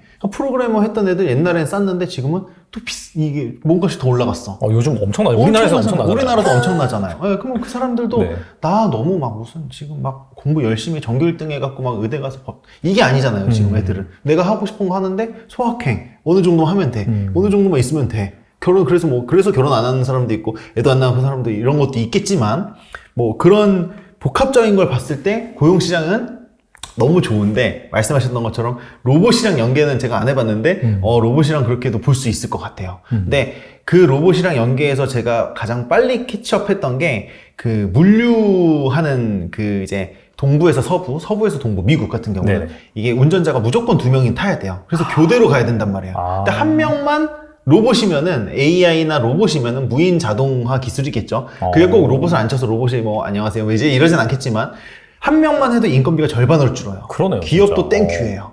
네. 그러니까 그거는 완전 너무 땡큐인데 우리나라도 가능할 수 있을 것 같아요. 그런 식으로 만약에 쓴다고 하면은 스마트 팩토리 3교대 돌리고 뭐하고 하는 건데 그럼 단순 이거 날리고 뭐 하는 거는 저는 완전 괜찮을 거고 그런 거를 또 하려고 독일도 기가 팩토리, 인더스트리 4.0이라는 산업 걔네가 슬로건 걸고 이제 하고 있고, 미국은 당연히 이제 하고 있고, 우리나라도 이제 빨리 막 하려고, 스마트 팩토리 하려고, 제가 알기로는 캐세이 캠프 이사단 있는 쪽도 삼성에서 투자도 해놨고, 뭐 평택도 그런 쪽으로 더 갈 거거든요. 그러니까 그렇게 보면은 로봇은 어느 분야의 로봇이 먼저 될지는 모르겠지만, 꼭 필요하고 꼭 들어갈 수 있다고 생각할 수 있을 것 같아요.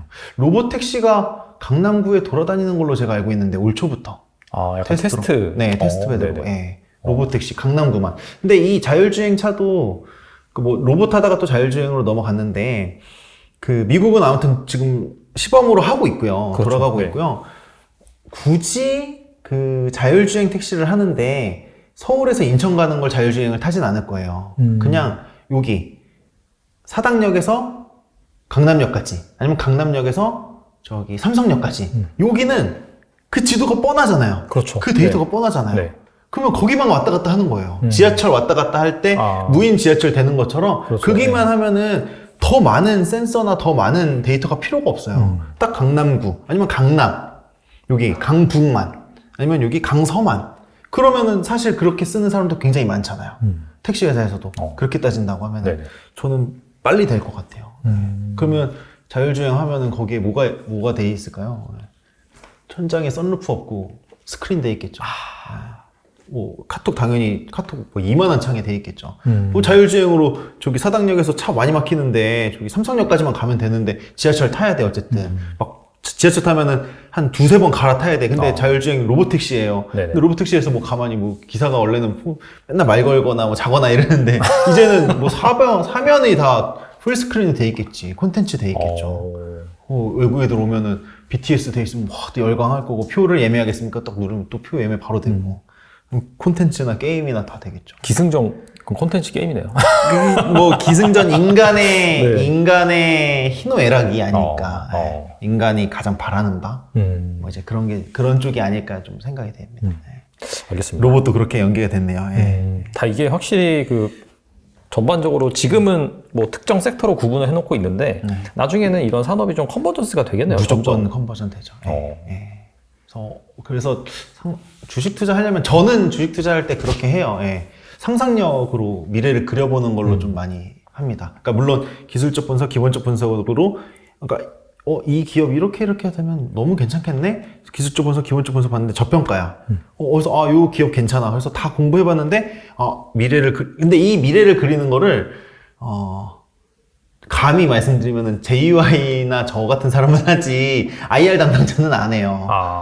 그냥 뭐 조그마한 회사도 IR 담당자는 그래 올해 실적 어떻습니다. 내년 주가 빠졌네요. 20% 이거 어디서 빼요? 뭐 삼성증권에서 파나요? 하나금투에서 사고 있나요? 이거지. 미래를 그리는 사람들은 일반 주주들 미래를 그리진 않아요. 미래를 그리게끔 만드는 건 CEO가 미래를 그리는 거예요. 야, 우리 하늘을 나는 자동차 봐봐라. 그럼 이제 시장이 열광하면은 그걸 가장 잘했던 사람이 앨런 머스크죠. 그렇죠. 네, 맞아요. 네. 희대의 사기꾼일 수도 있죠. 네. 근데 어쨌든 성공했으니까. 네네네. 그걸 또 제일 잘했던 바이오 회사는 셀트리온이었죠. 서정진 회장님. 아무것도 없는데도 야, 봐봐라. 우리 할 수 있다. 해서 네. 해내셨잖아요. 뭐 회계 분신 이슈도 있고 뭐도 있고 다 잘 돼서 하셨잖아요. 하나도 없는데 펀딩 받은 건. 주식시장은 그런 것 같아요. 꿈을 그릴 줄 알고 근데 쫓아가야 돼. 뭐 그러니까 뭐 일희일비하면 안 되고 큰 부를 얻으려면은 그런 것 같습니다. 지금 만약에 제가 다시 책 쓴다고 하면은 너무 담고 싶은 건 통신 섹터인 것 같아요. 자율주행이 돼야 되고 스마트 팩토리가 돼야 되고 밸류에이션을 높게 받았었는데 다 빠졌어요. 50% 이상 다 빠졌어요. 저는 무조건 올라간다고 봅니다.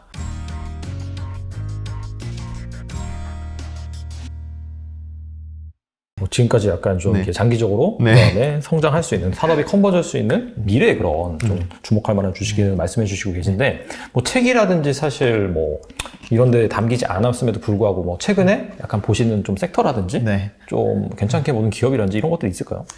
네. 네. 또 어려운 질문이네요. 뭐 이미 다 말씀드린 것 같긴 한데 네네. 섹터로 보면은 저는 책에는 못 담았는데 지금 만약에 제가 다시 책 쓴다고 하면은 너무 담고 싶은 건 통신 섹터인 것 같아요. 통신이요? 네, 통신을 말씀 안 드렸냐? 통신은 약간 좀 어떻게 보면 약간 경기 방어주? 대신에 그쵸. 싼 밸류에이션? 맞아요. 좀 그렇게 볼 수 있는데.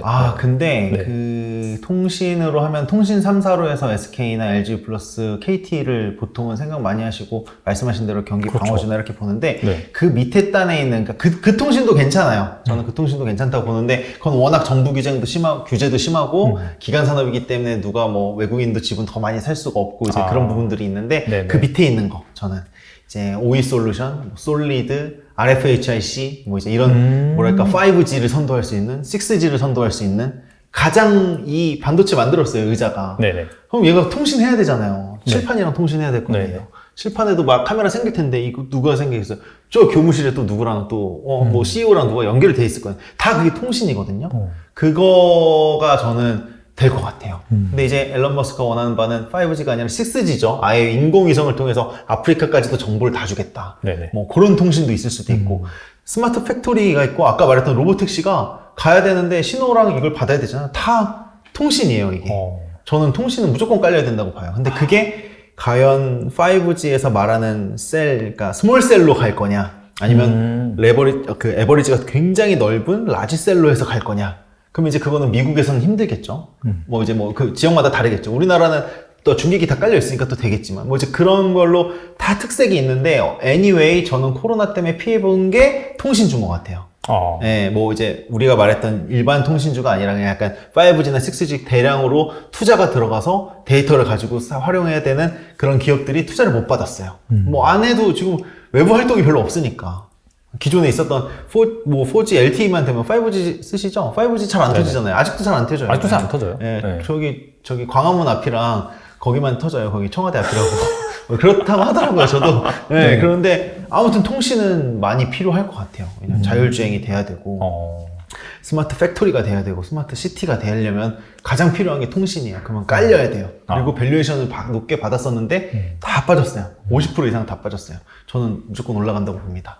관심 있게 보는 건 통신? 통신에서도 한 5개, 6개가 쭉 있어요. 그걸 다 피어 그룹으로 보고, 과연 그러면 내가 아까 말씀드렸던 스몰셀, 뭐 이제 인빌딩 안에 들어가야 돼서 해야 된다 하면은 솔리드라는 회사가 있을 거고, OE 솔루션이 원래 뭐냐면은 옵티컬 일렉트로닉스예요. 그냥 뭐 광전자를 아예 한다고 내건 회사예요. 그러니까 그 회사 명만 들어도 이제 그거고, 그다음에 또 뭐 서진 시스템도 마찬가지로 통신회사고요. 그러니까 그런 회사들이 한 6개, 7개가 있는데 뭐 그런 것들도 다 연계해서 충분히 좀 보시면은 좋은 의미 있는 수익률을 내시지 않을까 생각이 됩니다. 저평가가 돼 있는 섹터를 굳이 말하자고 하면은 저는 통신 쪽을 많이 보고 있어요. 뭐 바이오도 마찬가지네요. 생각해보니까. 바이오도 지금 뭐 너무 막 몇 년간 힘들죠. 바이오는 힘든 이유는 딱 하나예요. 제가 생각했을 때는 코로나로 인해서 너무 말 많이 하는 거 아닌가요? 괜찮아요. 괜찮아요. 말씀 많이 해준 게 좋죠. 시간이 많이 지났는데. 저희 와서 2시간 하고 가시는 분도 계세요. 코로나로 인해서 그 세포 배양을 해야 돼요. 코로나 치료제, 코로나 백신 이걸로 세포 배양을 해야 되는데 그 세포 배양을 하는 게 원료가 있어요. 근데 그 원료를 코로나 때문에 코로나에 있는 회사들로 다 간 거예요. 근데 다른 회사들은 지금 뭐 간암 임상 실험도 해야 돼, 뭐 눈 모두 실험해야 돼, 그걸 다 세포로 해야 되는데 세포가 없는 거예요. 그 배양해야 되는 세포가. 왜? 코로나 치료제잖아, 백신 쪽으로 가니까. 그래서 얘네들이 딜레이 되니까 안 되는 거야. 신제품도 못 만들어, 뭐 임상도 못 해. 그러니까 근데 그 가격을 뭐 우리 다 공평하게 100원이었으면 100원에 나눠 갖자 이게 아니잖아요. 미국은 야 500원 내가 5배나 줬지. 근데 중국은 야 2,000원 줄게. 네, 이제 한국은 거기서 구하기도 힘들어요. 삼바로도 엄청 구하고 있다고만 얘기 들었어요. 네, 그런 걸로 다 영향이 있겠죠. 그러니까 다 산업끼리 오밀조밀 다 연결돼 있죠. 코로나로 인한 그다음에 우크라이나 러시아 전쟁도 원래는 뭐 블룸버그에서는 99%가 1주 안에 끝난다고 했는데 지금 거의 뭐 한 달, 2달 가까이 가고 있으니 맞아요. 네. SCM 문제가 생길 수밖에 없는 거죠. 그런 부분들도 생각지 못했던 변수인 거죠. 예. 뭐 페드가 너무 유동성 많이 풀어갖고 뭐 세계 각국의 부동산이든 뭐 크립토 커런시든 뭐 그런 것도 마찬가지인 거고 그거를 이제 우리가 잘 그려서 맞추면은 투자에 있을 때도 기회가 크게 오는 거고 그게 아니면 이제 좀 쉽지 않은 거고요. 예. 그렇게 생각합니다. 알겠습니다. 섹터 하다가 또 이렇게 말씀드렸네요. 아니, 좋은 말씀 감사드리고 그 다음에 지금까지 이제 좋은 기업들, 네. 또 보면 좋은 섹터들에 대해서 말씀해 주셨는데, 근데 전반적으로 이제 장기 투자 관점이잖아요. 이게. 네, 네. 근데 이게 장기 투자의 딜레마가 뭐냐면은, 그냥 사실 뭐 시장이 좀 흔들리고, 어떻게 보면 한 분기 정도는 실적이 안 나올 수도 있고, 근데 그럼 분명히 이제 주가가 좀 빠질 수도 있겠죠. 근데 이거를 그럼 언제까지 가지고 가야 되느냐, 뭐 어떤 신호가 발생했을 때 그러면은 나의 투자 아이디어가 틀렸다라고 뭐 생각을 하고, 뭐 매도를 할 건지. 가장 중요한 거는요, 어쨌든 자기 자신의 목표 수익인 것 같아요. 사람마다 워낙 그게 다 달라갖고, 뭐 1년을 봐야 된다, 2년을 봐야 된다, 뭐 5년을 봐야 된다, 그렇게 말씀드리긴 너무 힘든 것 같고, 내가 올해 투자를 해, 내가 뭐 직장인이야, 30살인데, 35살인데, 40살인데, 그러면 자기가 1년 있다, 2년 있다, 5년 있다, 10년 있다, 계획이 다 달라요.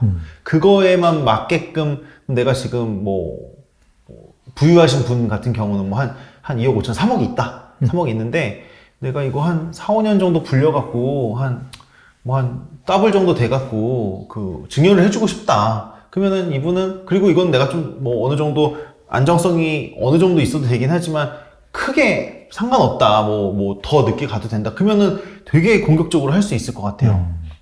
그런 분들은 이제 자산가 분들은. 네. 그러면은 이제, 뭐 굳이 삼성전자에 다 넣으세요. 막 이렇게 안 해도 되죠. ETF 넣으세요. 이렇게 말씀 안 드리고, 통신주, 그러면 지금부터 한 3년, 4년 보시고, 통신주 7개에서 쫙 깔아 넣으시죠. 5천만 원씩, 2억 5천 가지고. 그럼 더블 나면은 5억 되는 거니까. 뭐, 그게 1년 있다 될 수도 있고, 2년 있다 될 수도 있고, 그러면 너무 해피한 거죠. 예.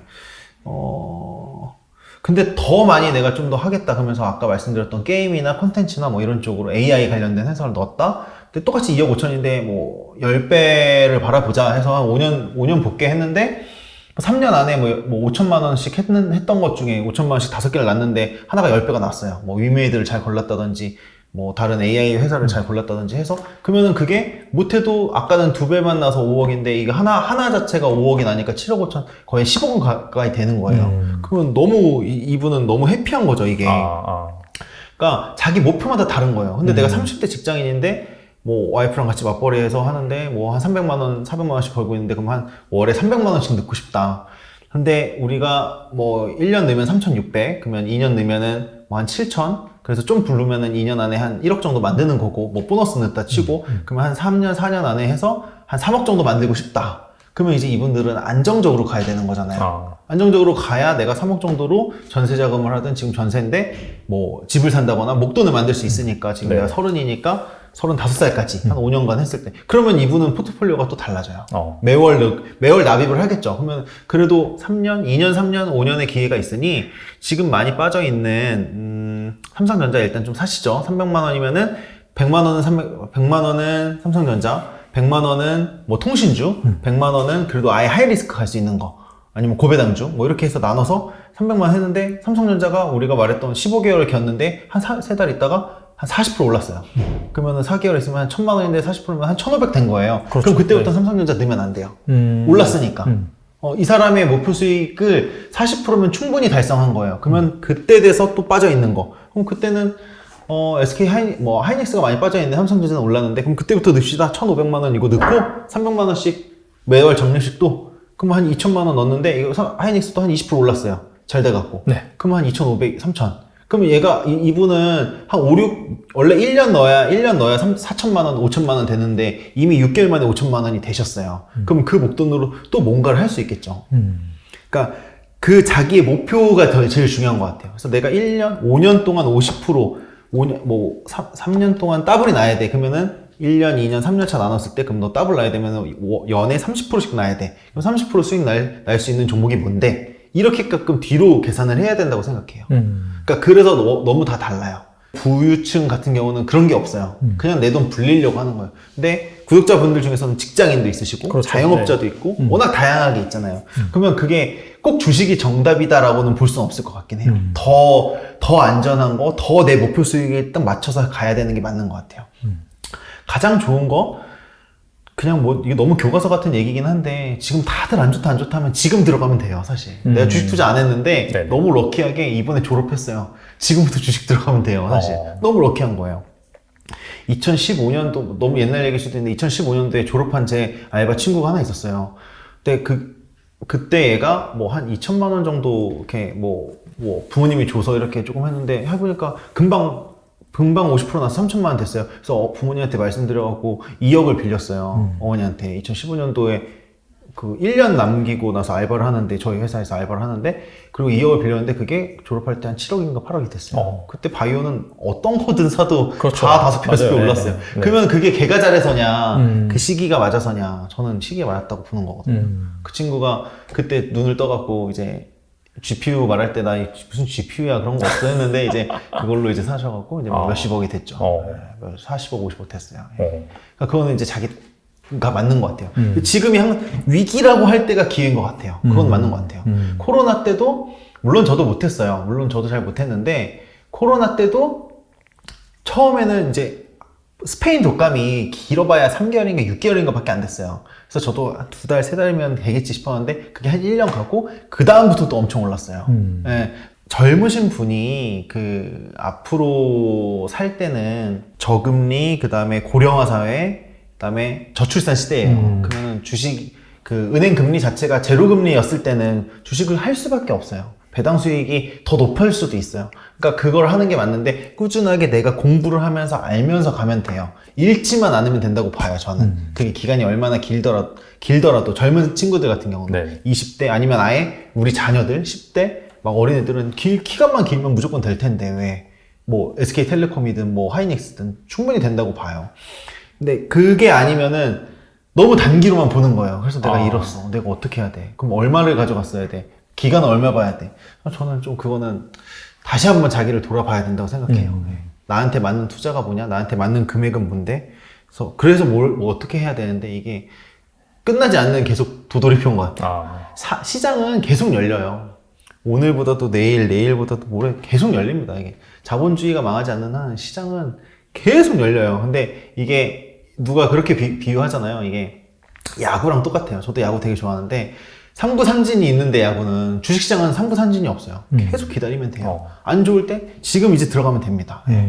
저는 너무 맞는 것 같아요. 코로나 터졌을 때 오셨던 분이 그때 목돈을 좀 갖고 오셔서 했는데 물론 삼성전자가 확 올랐을 때 더 많이 벌었는데 지금 빠졌어도 다른 거 금융주 오르고 뭐하고 하니까 한 70% 수익 났어요. 근데 1,000만 원, 2,000만 원 투자하신 게 아니셨어요. 몇 억 투자하셨는데 50%를 어디서 은행 거래하셨던 분이 근데 지금 다 팔았어요. 그래서 오늘 다 정리를 했어요. 그게 한 3억이었는데 한 50% 났으니까 4억 5천이 되셨어요. 원래도 돈이 많으신 분인데 그럼 지금 4억 5천 이거 어디 뺏어서 뭐 하실 거예요? 어디 해야 돼? 금리 좀 올랐다는데 회장님 지금 다들 판다고 하는데 삼성전자 사두시죠. 그리고 1년 있다가 다시 한번 보세요. 과연 더 빠질까요? 쉽지 않을 것 같아요. 67,000원에서 5만 원 내려가면은 윤석열 대통령님이 싫어하실 것 같아요. 주가 빠지면 안 되니까. 배당도 나올 거고 또 기다리면 올라가겠죠. 저는 그런 타이밍이라고 봐요. 하이닉스도 마찬가지였고요. 호텔 신라도 마찬가지였고, SDS는 지위구조 때문에 좀 다르긴 하지만 그럴 거고, 현대차도 마찬가지로 가야 될 게 있고, 너무 많아요. 예, 그렇게 보면은. 자기가 근데, 기간을 말씀 주셨는데, 저는 그럼 어떤 종목을 사야 돼를 마지막으로 좀 말씀드릴게요. 내가 좋아하는 거, 내가 잘 아는 거, 내가 관심 있는 거. 내가 현대차 다니는데, 현대차, 뭐, 차를 너무 좋아해. 그러면 자동차 관련된 거, 부품에서만 또 몇십 개, 몇백 개예요. 예. 내가 뭐 영화나 이런 걸 좋아하는데, 그럼 새로 나온 영화가 어디서 콘텐츠가 어떻게 돼 있고, 뭐를 하고. 내가 한류 팬인데, 드라마 보는데, 막 여기? 아니면 나 AI, 막 이런 첨단 기술 좋아하는데, 나 막 카메라, DSLR 너무 좋아하는데, 그럼 카메라가 어디로 펴지지? 어떻게 갈까? 가구 좋아하는 사람들, 뭐 식품 좋아하는 사람들. 저희 그 코로나 때 가장 많이 수익 나신 분, 제가 아직도 기억나는데 저희 큰 사모님이신데, 뭐로 돈 제일 많이 버시냐면 비비고 CJ 제일제당으로 돈 많이 벌었어요. 다른 거 안 했어요. 그냥 이분도 저한테 맡겨놓고 나보다 수익률이 더 좋아. 야, 내가 애가 셋인데 거기 잘 사는 사모님이신데 애가 셋인데 지금 누굴 구할 수도 없고 내가 갔는데 비비고가 항상 잘 팔려. 그래서 내가 CJ 제일제당 샀어. 야, 잘하셨습니다. 80% 수익 먹고 나오셨어요. 너무 땡큐죠. 은행만 하셨던 분들이신데. 그러니까 그런 거 같아요, 제 생각에는. 어렵지 않습니다. 어디서 퍼있는지. 뭐, 요새 이제 화장품 또 하겠죠? 이 마스크 벗으니까. 마스크 쓸 때도 성형수술 엄청 하셨죠? 마스크 벗으면 이제 또 더 예쁘게 화장해야죠. 뭐, 올리지오, 뭐, 이거 되게 많죠? 예. 요새 뭐, 화장품, 기기, 뭐, 이런 거, 예. 너무 세고 셌죠? 예. 너무 많아졌어요. 예. 제 생각에는. 담배 피다가 전자담배 가셨죠? 예. 너무 많잖아요. 우리 담배만 피지. 전자담배 어디서 만드는지, 예. 지금, EM텍 이런 데는 거의 사상 최고가. 그 맞아요. 예. 그냥 그렇게 찾아보는 게 좋지 않을까. 근데 물론 그렇게 감으로만 찾는 게 아니라 그걸 알면 내가 이제 기본적 분석, 기술적 분석하고, 이게 꿈을 그려서 이렇게 가면 되겠구나. 기간을 맞추는 거는 신의 영역인 거고, 기간만 맞으면은 내가 의미 있는 돈을 투자해서 맞으면은 의미 있는 좀 더 뭔가 개인이 다시 올 수 있다고 생각이 됩니다. 알겠습니다. 네. 그러면은 마지막으로 이렇게 시청자들을 위해서 한 말씀 부탁드립니다. 네. 주식시장 저보다 더 오래 계신 분들도 많으실 거고, 뭐 지금 막 주린이 분들도 많으실 것 같아요. 근데 저는 이렇게 생각해요. 제 책에도 써 있는데 250일 정도 됩니다. 1년이 250 영업일 정도 돼요. 예, 토요일 빼고 일요일 빼고 주식장 안 열리는 날 빼면 한 250일인데 제가 그래도 한 10몇 년 훨씬 있어 보니까 200일은 빠져요. 주식이 내가 좋아하는 그 종목을 보면은 200일은 빠지는 것 같아요. 뭐 빠지거나 지지부진하거나 뭐 영향을 크게 받지 않는데 200일이 빠지면 나머지 그 성장하는 회사들도 50일은 올라요. 이 50일이 올 때까지 견디셔야 돼요. 네. 뭐 1년으로 따지면 딱 정확한데 또 그게 2년, 3년이면은 더 많이 지지부진하다가 얘네가 올라갈 때 미친 듯이 올라갑니다. 그런 성장이나 이게 맞으면. 근데 내가 빠져있고 내가 잘 모르고 공부가 안 됐고 있으면 이 50일을 기다릴 수도 없을 뿐더러 50일이 된 5일째 팔아버려요. 이제 원금 왔다. 이제 플러스 됐다. 뭐 10% 됐다. 근데 주식 투자를 왜 하는지를 좀 잘 보셔야 될 것 같아요. 저는 이 50일을 기다릴 수 있게끔 도와드리고 싶어서 책도 그렇고 이런 파이낸스 쪽에 있는 것 같아요. 50일을 기다리면서 내가 왜 주식 투자를 해야 되냐 생각하면은 의미 있는 돈으로 의미 있는 수익률을 내지 않으면 결국엔 똑같이 계속 이 흔들리는 시장에서 흔들리면서 투자를 해서 가실 거예요. 똑같은 삶을 살 뿐입니다. 근데 내가 원하는 사람마다 워낙 그 목표나 이런 것들이 다 다르니까 바라는 지향하는 삶이 근데 조금 뭐랄까 이코노믹 프리덤 경제적인 거에 대한 프리덤 아니면은 시간적인 저는 시간이 제일 중요하다 생각하거든요. 시간에 대한 프리덤을 가져가시려면 의미 있는 내가 열심히 공부해서 그걸 알게끔 돼서 50일을 기다릴 수 있는 50일 이후에 더 큰 수익률을 기다릴 수 있는 그런 단계가 되면은 이코노미 프리덤, 타임 오브 프리덤 좀 이룰 수 있을 것 같아요. 그거를 주식 투자를 통해서 꼭 이루셨으면 좋겠습니다. 네. 이상입니다. 네.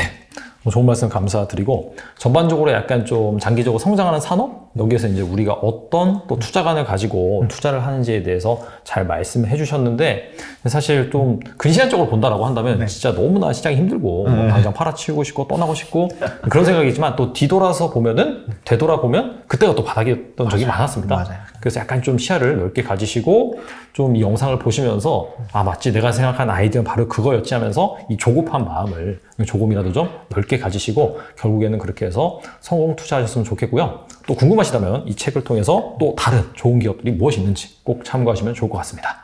네, 지금까지 황호선 작가님 나오셔서 감사합니다.